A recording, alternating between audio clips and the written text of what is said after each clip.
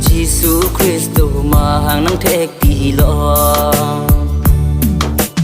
vang non có te in chia do an ngarong che pina di ma em pu Giêsu Christo mà hàng nắng thét kỳ lo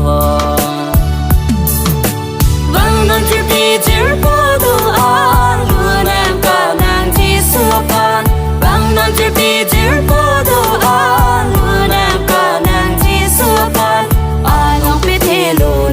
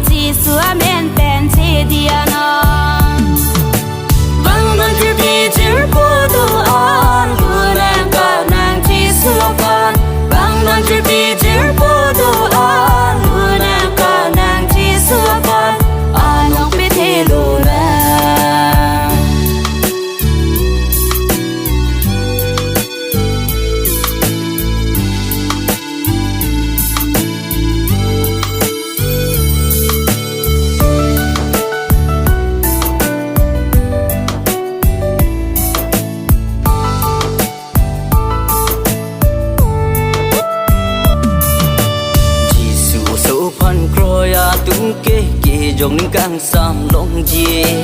di mahasro alam si pha ne than lo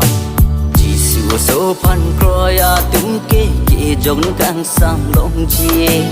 di mahasro alam si pha ne than lo vang non che pi